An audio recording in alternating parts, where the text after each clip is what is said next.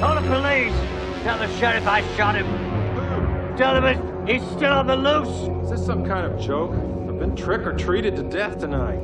You don't know what death is. S'il peut saigner, on peut le tuer. On va venir vous chercher, vous pourrez plus crier, ni jamais rêver. Bonjour à tous et à toutes et bienvenue dans la table de l'horreur. Aujourd'hui on se retrouve pour l'émission d'octobre et qui dit octobre dit Halloween. Donc j'espère que vous avez sorti vos meilleurs déguisements ou vous avez prévu vos meilleurs marathons d'horreur. En tout cas, je vous annonce que cette émission va être un peu en demi-teinte. C'est-à-dire que j'ai vu pas mal de films de genre ce mois-ci, mais comment dire, j'ai pas été comblé. Voilà, on va voir ça en détail. Je vous fais le sommaire. Alors, on va commencer par 65, la Terre d'avant. Après, nous verrons... j'arrive pas trop à dire le titre, mais bon. Weirwood, Road of the Dead. Ensuite, on verra Gothica. Ensuite, Pearl. Après, The Exorcist, le Blu-ray 4K, parce que j'ai revu l'Exorcist en 4K. On va pas parler du film actuellement au cinéma, la fausse vraie suite... L'Exorciste Dévotion, là, je sais pas quoi, parce qu'il paraît que c'est naze, donc je suis pas allé le voir et j'ai pas envie de le voir. Hein, Manu, si t'écoutes ça, merci. Ensuite, on va voir Les Châtiments et on va terminer avec La Nuée. J'ai vu beaucoup de courts-métrages horrifiques ce mois-ci, mais il y en a aucun qui m'a passionné. J'étais un peu déçu, ouais. Parce que j'en ai vu vraiment pas mal, je crois que j'en ai vu une quinzaine. Et franchement, il n'y en a aucun qui m'a marqué. Enfin, il n'y en a aucun qui me tente de vous en parler, quoi. Donc voilà, c'est que des longs métrages ce mois-ci. Allez, c'est parti. Lieu inconnu. Vol 373. Ici le commandant Mills. Mon vaisseau a été touché par un astéroïde non répertorié. Lieu inconnu. Il y a 35 passagers à bord. Lieu inconnu. C'est une mission d'exploration en espace lointain.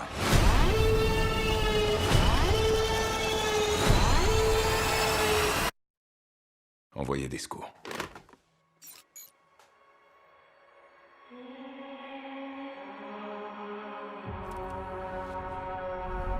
On s'est écrasé sur un corps céleste non répertorié. Lieu inconnu. Je ne sais pas où on est. J'ai localisé un survivant. Une enfant.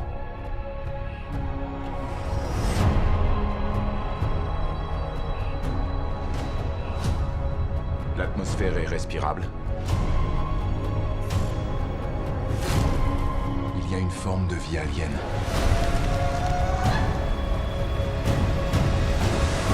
On commence tout de suite avec 65, la Terre d'avant, ou tout simplement 65 en anglais.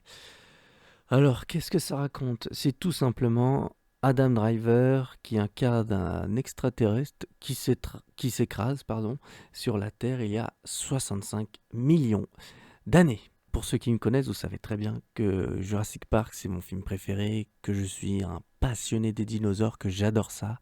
Donc l'idée de voir un film de série B avec un gros budget, parce qu'en soi, pour une série B, il a quand même un budget plutôt confortable, avec un acteur comme Adam Driver dans le rôle principal, un film qui sort comme ça au cinéma, voir des dinosaures sur le grand écran, un film un peu horrifique, ça allait être complètement fou. J'étais complètement dingue de pouvoir voir ce film. Il y avait un immense potentiel, et punaise, la chute est dure. Oh là là, mon Dieu, le résultat est tellement générique.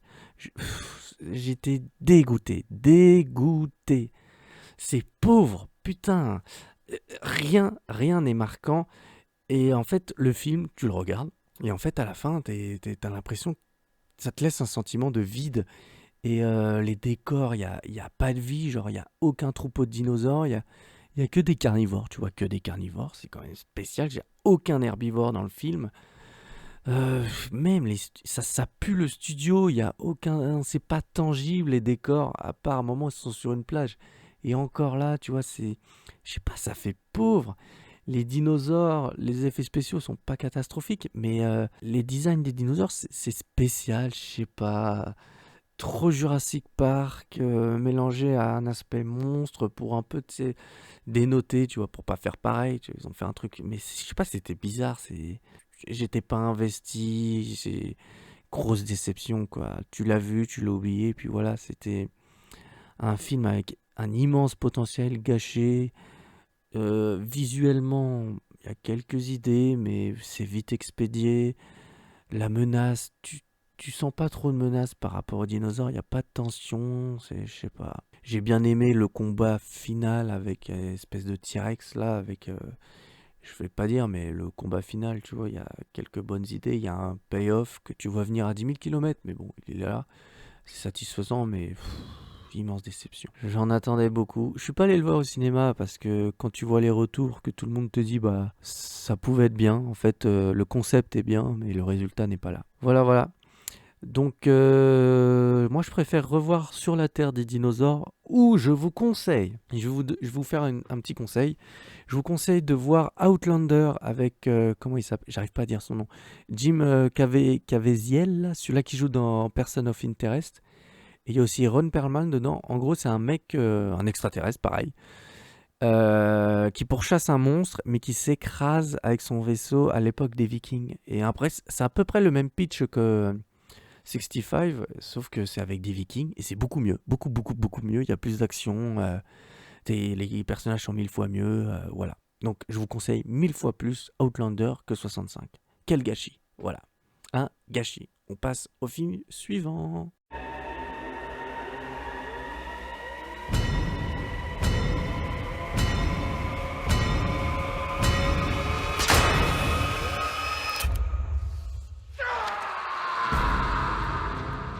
All we know is there is something in the air that's changing people. I need you to get me to Bula Bula. Why? To get his sister. You get to see what the adults do after dark. Oi! Can we come inside? There's zombies everywhere! Alors, on enchaîne tout de suite avec, je le dis cash, avec une autre déception. On commence par les déceptions maintenant, aujourd'hui. Alors, le film, c'est j'arrive pas à dire le titre, punaise. Wormwood. C'est le nom d'une comète, je crois. Enfin, je crois, hein. Ça se trouve, j'ai oublié. Ça se trouve, je dis n'importe quoi. Alors, Wormwood, Road of the Dead. Donc, ça raconte un peu un monde post-apo, mais en début post-apo, avec des zombies, enfin un virus qui s'est échappé d'une comète, je crois, qui transforme les gens en zombies, mais juste le jour, pas la nuit, enfin je crois que c'est ça. Et c'est un film qui a l'aspect bis, en fait. Alors, je vais essayer de vous décrire ce que c'est un film bis. En gros, c'est des films qui, par leur aspect, essaient de se la jouer vintage, en fait, mais aussi bis dans le sens, c'est crade, mais crade aussi dans l'aspect. Genre, par exemple, le film fait genre d'être tourné en pellicule, une pellicule abîmée. Tu vois, tu as des effets spéciaux un peu fauchés, mais ça passe parce que c'est du bis, tu vois. C'est un peu l'aspect fait maison. Vous voyez ce que je veux dire ou pas? Si vous voulez un exemple pur et simple, vous regardez Le Boulevard de la Mort ou plus Planète Terreur. Planète Terreur, c'est un bon exemple de film bis, en fait. Un peu crado, voilà. Un peu série B, limite Z. Et donc, Wormwood, lui, c'est un pur bis dans son look, en fait. T'as du grain, t'as l'étalonnage un peu jaunâtre. Quand je dis grain, ils ont rajouté numériquement du grain à l'image. T'as l'étalonnage très vieillot, très jaune, même les couleurs sont accentuées, tu vois, t'as des scènes où les couleurs ça pète, tu vois, c'est ça aussi l'aspect bis.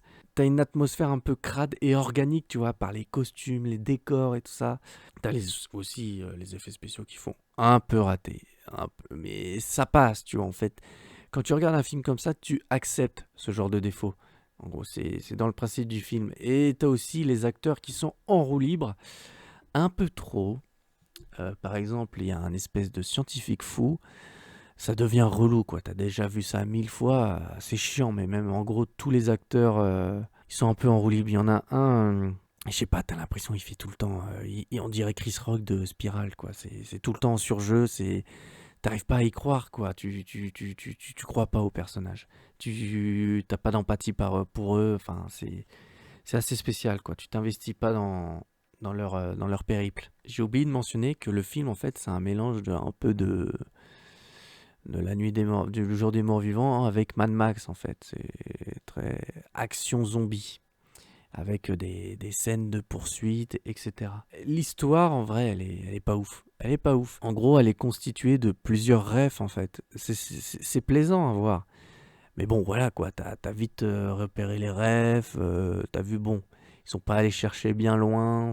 Tu sens que c'est un petit film pour s'amuser. Donc, on peut pas lui reprocher ça, mais on peut pas ne pas admettre que c'est pas ouf, quoi, l'histoire.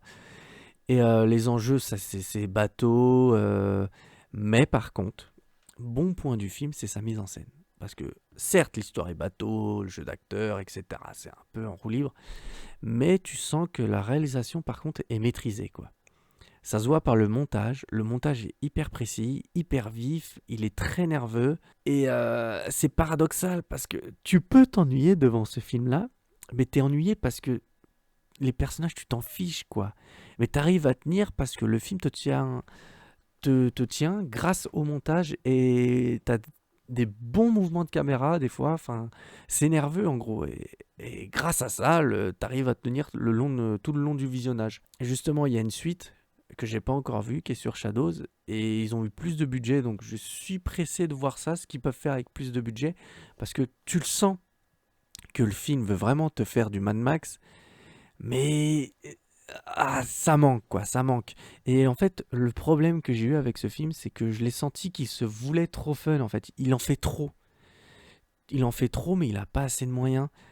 Et je sais pas, ça se voit, il y a des moments ça marche, il y a plus de moments où ça marche pas, par contre. C'était une mini déception sur Letterboxd, je lui ai mis 2,5 sur 5. Mais tu sens qu'il y a du potentiel, en fait. C'est ça qui est un peu chiant. Donc le fait qu'ils aient fait une suite avec plus de budget, ça m'encourage à voir ça, mais j'espère que pour la suite, les personnages sont moins clichés. Les personnages étaient relous, franchement, c'était relou. Donc voilà, je suis pressé quand même. Enfin, je suis pas pressé, mais je suis curieux de voir la suite. Et dans le même délire, moi je vous conseille plus de regarder un autre film qui s'appelle Mad AD, un film un peu suisse, qui a un peu cet aspect bis et qui se veut fun, mais qui réussit à être fun. Quand tu regardes Mad AD, tu te marres, quoi. Alors que Wormwood, Road of the Dead, à aucun moment j'ai souri, alors que je sais que le film veut que je souris. Oula, j'arrive plus à parler français. Bon, c'est pas grave, vous m'avez compris. Donc, encore une déception. Est-ce que le film suivant va être une déception encore? Ah, suspense. Spoil, oui. Allez, on passe au film suivant qui est Gothica de Mathieu Kassovitz.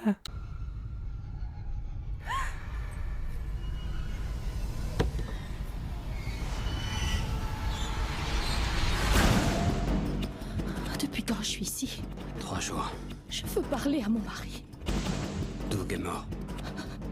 Vous l'avez tué. C'est impossible. Quel est votre dernier souvenir? Il y avait une fille. C'est cette fille que j'ai vue. C'est cette fille. C'est impossible. Elle est morte il y a 4 ans. Cette fille est venue à moi. Dans un but précis. Miranda, qu'est-ce que c'est? Quelque chose est en train de m'arriver. Je comprends que vous soyez bouleversé. Je suis ici pour vous aider. Vous pouvez avoir confiance en moi. Bon, je pense que vous connaissez Mathieu Kassovitz, réalisateur de La Haine, Les Rivières Pourpres, qui est aussi acteur, un très bon acteur que j'avais bien aimé dans Le Chant du Loup. Et aussi dans la série là sur Canal, je sais plus. Bref, vous savez de quoi je parle. Donc Kassovitz, il est parti faire quelques films aux States. Il a fait donc Babylon AD qui s'est très mal passé. Puis il a fait aussi Gothica avec Halle Berry. Depuis tout petit, j'avais envie de voir ce film et c'était compliqué. C'était très très très très compliqué de regarder ce film-là. Au final, je suis pas du tout client de ce genre de film. Alors ce film m'a pas mal rappelé La Maison des Ombres et aussi Fragile de Jaume Balaguerro. Et je vais vous expliquer pourquoi. Déjà, je vais vous raconter l'histoire. En gros, c'est une docteure en psychiatrie qui commence à devenir folle un peu, qui est elle-même enfermée dans un asile et qui commence à perdre ses repères. Et en gros, elle se demande si elle est devenue folle et tout ça. Elle voit des apparitions de fantômes. Bref, vous voyez le genre. Et moi, je suis pas du tout client de ce genre de film. En fait, c'est le genre de film qui se veut malin, qui essaye de faire des retournements de situation et tout ça. Mais tu le vois à 10 000 km à chaque fois et ça m'énerve que genre, il fait genre, attends, le tueur, tu trouveras jamais qui c'est. Et toi, t'as déjà trouvé depuis 50 minutes, etc. Ah, c'est relou. Et en gros, tu t'ennuies. En gros, la mise en scène et les jeux d'acteurs, ça en fait des caisses, t'y crois pas. Et toi, t'es limite plus en avance que les personnages dans le film. T'es plus en avance que le film d'ailleurs. Et ça enchaîne des clichés, des jumpscares nazes. Des situations où tu sais ce qui va se passer. C'était prévisible, tellement prévisible que ça en devient désagréable. Voilà, ce film est désagréable. Et en gros, pendant que je le regardais, je me dis, mais attends, c'est Mathieu Kassovitz qui a fait ça là ? J'arrivais pas à y croire. Franchement, c'était une douche froide ce film. C'était douloureux, franchement. Je lui ai mis 1 étoile sur 5 sur Letterboxd, donc c'est vous dire à quel point j'ai pas du tout aimé. Voilà. J'avais l'impression que le film trouvait que j'étais con, alors que je le regardais. Vous savez, j'avais la main sur la joue là, accoudée. Voilà. Je vous conseille vraiment pas de voir ce film. Moi, qui normalement en octobre, t'es censé regarder plein de bons films d'horreur. Bah putain, là, les 3 là. Enfin, le premier c'était pas trop un film d'horreur, mais là. C'était mal parti quoi. Donc j'étais pas trop motivé pour la suite. Et d'un seul coup, j'ai vu Pearl de Ty West. Enfin un bon film d'horreur. Yes. Allez, on parle de Pearl tout de suite. Je veux plus entendre parler de Gothica.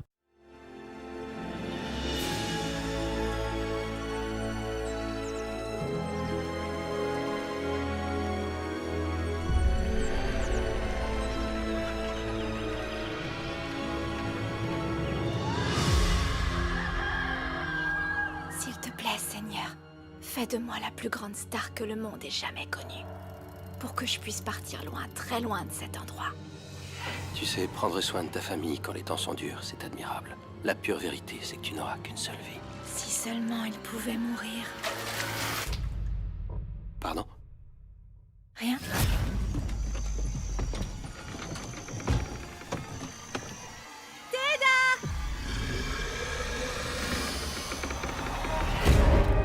Je veux être spéciale. Je veux danser à l'écran comme les jolies filles dans les films.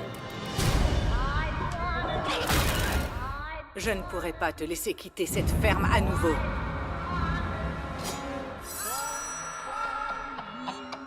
Alors, on va enfin parler d'un très bon film d'horreur. On va parler de Pearl de Ty West. Pearl, en fait, c'est le préquel de X. Et en gros, ça raconte l'histoire de la tueuse de X. X, c'est sorti il y a 2 ans. Et c'était toujours réalisé par Ty West. Et en gros, c'est une trilogie. Ça va être une trilogie. Donc, il y a eu X. Après, il y a eu Pearl qui raconte les origines. Et après, il y aura... comment que ça va s'appeler ? Maxime. Maxime ou Maxine, je sais plus. Et qui va raconter la suite de X. C'est compliqué. Hein, c'est compliqué, mais vous avez compris. J'étais impressionné par le travail de reconstitution de Pearl, parce que ça se passe du coup dans les années... pendant la Première Guerre mondiale aux États-Unis. Ça raconte le fait que Pearl, elle veut devenir connue, elle veut être danseuse, tourner des films, etc. Mais à la maison, elle est retenue prisonnière par sa mère, son mari qui ne revient pas, etc. Elle va tromper son mari, elle va avoir des désirs, et puis tout ne va pas se passer comme elle veut, et puis elle va se rendre compte que le monde ne la voit pas telle qu'elle se voit. Du coup, voilà, elle va un peu vriller, la petite Pearl. Elle est incarnée par Mia Goth et cette actrice, elle participe beaucoup à la création du film avec Ty West. Je crois qu'elle a écrit le film avec Ty West. Elle s'est investie à fond dans le rôle et ça se voit. Elle est elle est somptueuse dans le rôle, genre, t'y crois, elle est bluffante. Elle est carrément bluffante. Et c'est impressionnant, quoi, parce que du coup, elle incarne ce brin de folie, t'arrives à le comprendre. Enfin, c'est pas que t'arrives à le comprendre, mais tu le vois, en fait, c'est pas excessif. Elle joue d'une justesse. Franchement, c'est bravo, j'ai envie de l'applaudir. Et voilà, quoi, tout est parfait. Enfin, tout est parfait. Le film est un peu long. La photographie est magnifique, le montage est fou, les maquillages, les costumes et les décors. C'est dingue. Et même la couleur, les couleurs sont magnifiques. Et voilà, quoi. Ty West, c'est quelqu'un qui arrive parfaitement à rendre hommage un peu à un cinéma du passé, en fait. Il a une certaine patte artistique, en fait, il a une patte visuelle, Ty West, qui se voit. Elle est très discrète et très inspirée parce que dans tous ses films, pratiquement, il ajoute du grain, par exemple. Il a une esthétique très années 70, etc. Mais ça marche à chaque fois. À chaque fois, tu rentres dans ces univers. Tu t'attaches aux personnages. Enfin, c'est pas que tu t'attaches, mais ils sont crédibles. Et voilà, il arrive à rendre crédible le personnage de Pearl. Et voilà, c'est un tour de force, ce film.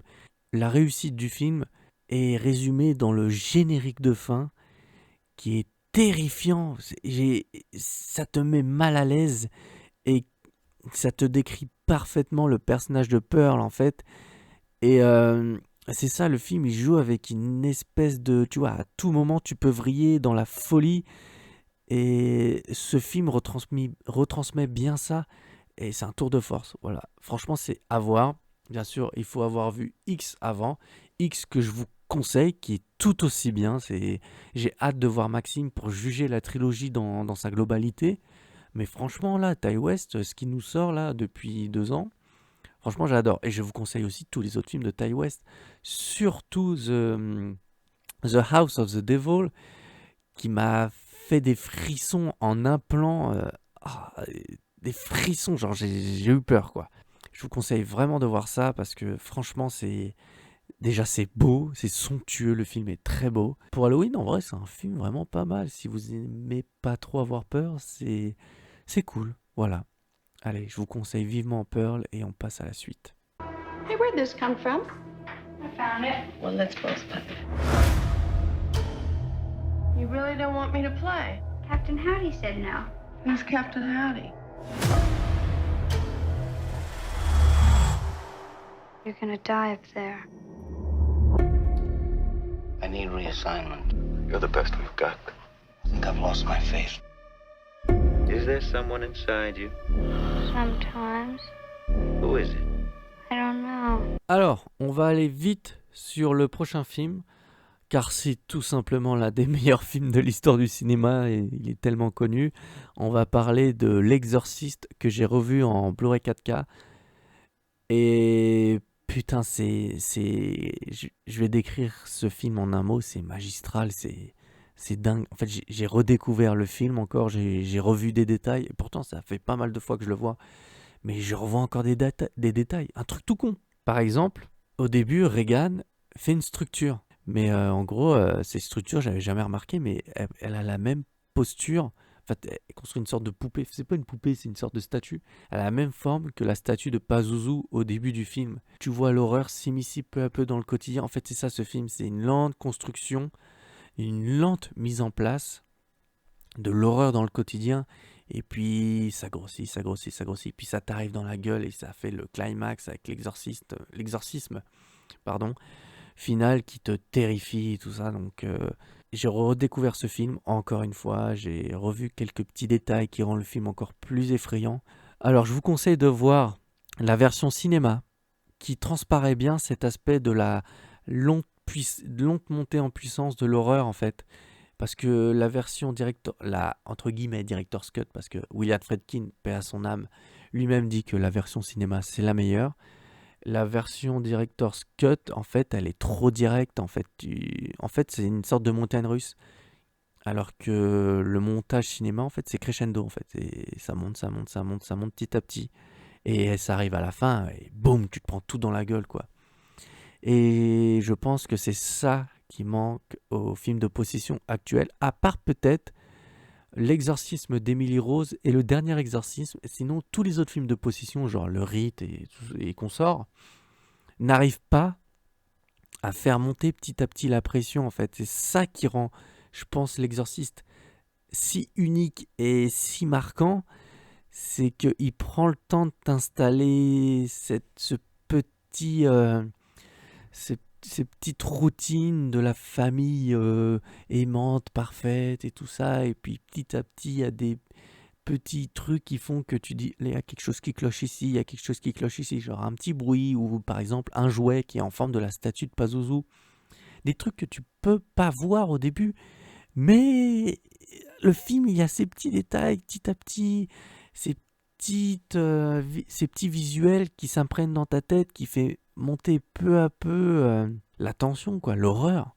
Et je trouve cette séquence qui résume très bien ça, c'est l'espèce de cauchemar du père Karras, où le sound design, en fait, c'est la respiration, le ronflement du père Karras qui te met très mal à l'aise et tu sais que c'est un cauchemar avec l'apparition de Pazuzu en flash subliminal. Mon Dieu, c'est tétanisant, c'est terrifiant, ça marche toujours autant. Mais c'est subtil en soi, c'est subtil.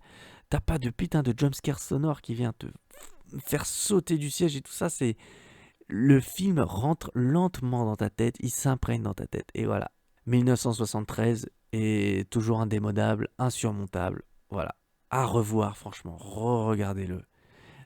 Il a pas vieilli. Franchement, je trouve qu'il a pas vieilli. Peut-être le truc qui a vieilli, c'est le vomissement à la fin. Voilà, mais sinon, waouh, quelle puissance en 4K, putain. Tu redécouvres le film, j'aimerais tellement le voir dans une salle de cinéma. Ça doit être tellement flippant. Donc voilà, quoi de mieux pour Halloween de regarder un classique, bordel de merde. Ouais, je commence à dire des gros mots, mais voilà quoi, il n'y a rien de mieux pour Halloween, de regarder une valeur sûre. Je vous conseille vivement de voir ce film. C'est même pas je vous conseille, c'est une obligation. Voilà, même si vous aimez pas les films d'horreur. D'ailleurs, pourquoi vous écoutez ce podcast si vous aimez pas les films d'horreur? Merci quand même si vous écoutez le podcast et que vous aimez pas les films d'horreur. Merci. Mais regardez l'exorcisme, c'est une leçon de cinéma, c'est une leçon tout court. Donc voilà. Après, si vous dormez pas, désolé. Mais voilà. Allez, on passe au film suivant. Est-ce qu'on va repartir sur une déception? Peut-être. Encore un spoil? Oui. Allez, tout de suite. Sur les 48 événements bibliques sur lesquels j'ai enquêté au cours des 5 dernières années, tous avaient une explication scientifique. Catherine, voici Doug Blackwell. Il a un problème que tu pourrais aider à résoudre. Les gens se demandent si c'est une sorte de fléau. Un fléau comme dans l'Ancien Testament? Comme dans Dieu, Moïse, toute cette histoire. Catherine, il va falloir que tu vois ça. C'est du sang humain. Toute cette satanée rivière. Nous sommes témoins d'événements bibliques.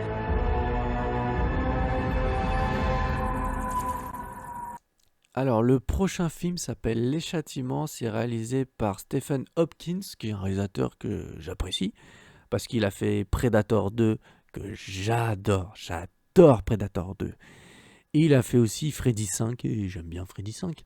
Donc, The Reaping en anglais, ou Les Châtiments, c'est avec Hilary Swank, donc celle qui joue dans Milliard Dollar Baby, et Idris Elba au début de sa carrière. Ça raconte l'histoire d'une femme qui est une sorte de médecin sans frontières, en fait, et qui est appelée dans une ville aux États-Unis. Et t'as tous les châtiments, je crois que c'est ça, les châtiments divins, là, genre... je crois que c'est comme, oui, genre une pluie de sauterelles, les rivières de sang et tout ça qui se produisent dans un petit village.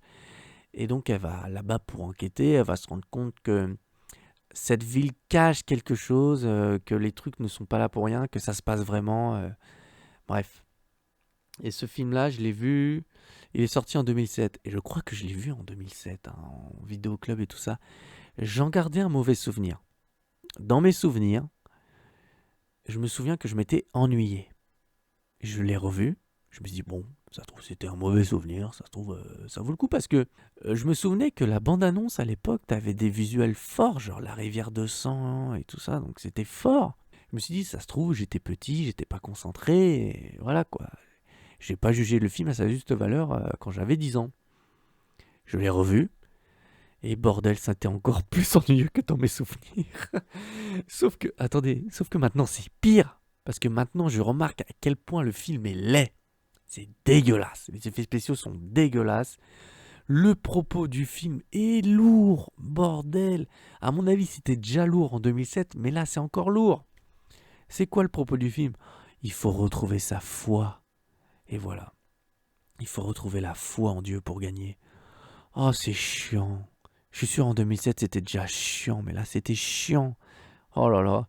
Est-ce que je me suis plus ennuyé devant Les Châtiments que Gothica? Non, les deux sont au même niveau. C'était chiant. Je me suis tapé 2 films aussi chiants pendant le mois d'octobre, c'est inhumain. Normalement t'as pas le droit de faire ça le mois d'Halloween. Je vous conseille pas du tout ce film, c'était nul. Voilà. Ennuyeux, les acteurs, ils sont pas mauvais, mais... retournement de situation entre guillemets comme Gothica, tu vois tout venir à 10 000 km, c'est affligeant quoi. Le film se veut malin aussi, c'est tout pareil que Gothica. Tous les reproches que j'ai fait à Gothica, on peut le faire à Les Châtiments. Sauf que je trouve que Les Châtiments est beaucoup plus laid que Gothica. Même niveau montage et tout ça, niveau décor, il n'y a rien qui se passe. Le film est moche, les couleurs sont moches, les effets spéciaux sont moches, tout est moche. Voilà. Les maquillages sont plutôt réussis. Ouais, bon, bref. Voilà quoi, ça va pas le sauver. Je vous assure, ça va pas le sauver. C'était ennuyeux en 2007, ça l'est toujours tout autant en 2023. Ça n'a pas changé. On passe maintenant au dernier film. Et je suis content parce qu'on va finir par un film français. Et un film français de genre vraiment bien. C'est rare, hein. Et on va parler du fait que je trouve qu'en ce moment, le film de genre français se porte plutôt bien. On va en parler tout de suite.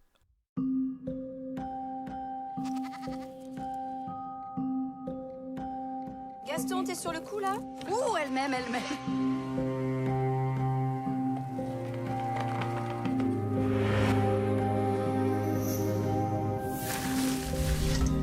Je crois que j'ai trouvé quelqu'un pour les 40 kilos. T'as vendu combien? Pas ce que je voulais. Qu'est-ce qu'il y a? Un problème? Moi, je peux pas travailler avec des quantités comme ça. C'est écrit à ce business? Bientôt, il y aura plus à bouffer. Vous êtes trop cons pour vous en apercevoir. Ça va? Quoi? T'as pas l'air bien là.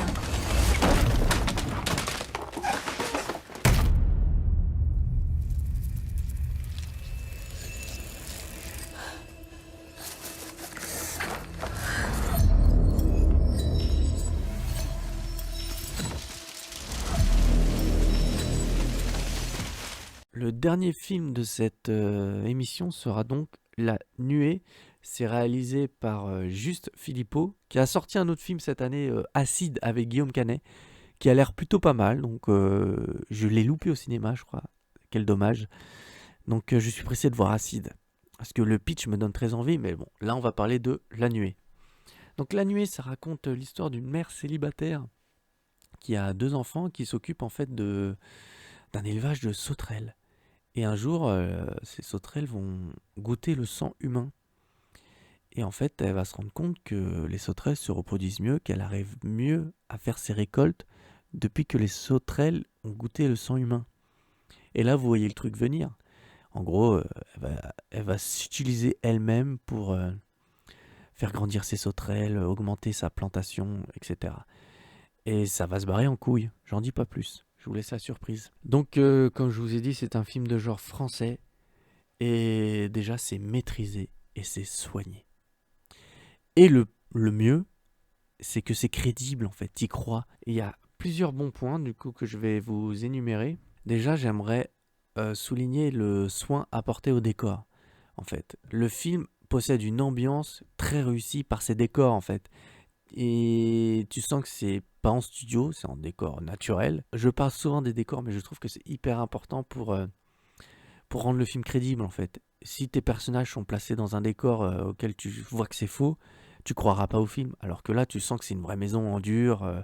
Les personnages sont très raccords avec le décor, même pas forcément la maison principale ou les champs autour, mais même la ville en soi. C'est très crédible, c'est très français. Les personnages sont bien écrits et en fait, tu t'attaches aux personnages parce que les acteurs sont tous bons. Et j'insiste bien sur le tous bons. Même les enfants. Les enfants sont bluffants. Et tu te prends d'empathie pour ces personnages-là. Et franchement, c'est une des réussites du film. Genre, l'histoire est très bien écrite. Le développement des personnages est crédible. Les make-up sont très bons. T'en vois peu. Mais quand tu vois par exemple, des cadavres et tout ça, ils sont super bien faits. Du coup, ça rajoute un peu de production value au film. Hein. Donc, c'est pas hors champ et tout ça. Des fois, tu es bien confronté aux conséquences des sauterelles. Et c'est très réussi. Franchement, c'est très réussi. Mais le film ne tombe pas dans le gore, en fait. Voilà, c'est un des reproches que j'ai au film. Je le trouve, sur la fin, un peu sage. J'aurais aimé quelque chose de un peu plus comme La Mouche, en fait. Vous voyez ou pas? Parce que je pensais que le film allait partir vers là, genre quelque chose de vraiment... Qu'il allait partir dans quelque chose de plus fantastique. Plus... Ouais, quand je dis viscéral, c'est plus... Je voulais une transformation, quoi, limite. Mais le film n'est pas parti par là. Le film, je sais pas si c'est retenu. Mais bref, j'aurais aimé qu'il aille plus loin. Et par contre, un autre bon point, le mixage sonore et la mise en scène de la menace des sauterelles est vraiment très réussi. Mais pendant tout le long du visionnage, t'es asséné par le bruit des sauterelles, l'espèce de crépitement et tout ça qui te poursuit. Et quand le bruit de la nuée est extrêmement réussi. Quand les personnages sont face à la nuée ou alors qu'ils sont enfermés par la nuée, tu ressens vraiment le danger. Et c'est cette mise en scène du danger qui est très réussie. Et voilà, c'est un point à souligner parce que quand même le film s'appelle La Nuée, donc si t'arrives pas à mettre en scène cette nuée, ça aurait complètement raté, mais là c'est franchement réussi. Et j'aime bien aussi les messages du film sont intéressants. C'est pas non plus révolutionnaire, mais t'as un message écologique, mais t'as aussi un message comme quoi faut pas se laisser bouffer par son travail, en gros. C'est pas révolutionnaire comme message, mais voilà, le film se construit bien autour de ça, et les personnages sont raccords à ça, le développement des personnages sont raccords à ça, et ça marche. Donc voilà. Comme je vous ai dit au début, quand je voulais aborder ce film-là, je suis très content parce qu'en fait, je trouve qu'en ce moment, le film de genre français se porte très très bien. Parce que du coup, cette année, on a eu Acide. Là, on va avoir au mois de décembre, on va avoir un film qui s'appelle Vermine. Vermine, c'est réalisé par... comment il s'appelle? J'ai peur d'écorcher son nom. Il s'appelle Sébastien Vanissek. Il y a tous ces courts-métrages qui sont sur Shadows. Et il y a le trailer de Vermine avec un S qui est sorti la semaine dernière. Et en gros, ça parle d'une histoire d'invasion d'araignées dans un immeuble de cité. Et ça a l'air complètement dingue. Il y a aussi eu Le Règne animal là, qui est sorti, qui a super bien marché. Ça, c'est super cool pour un film de genre. Et qui est super bien fait en plus.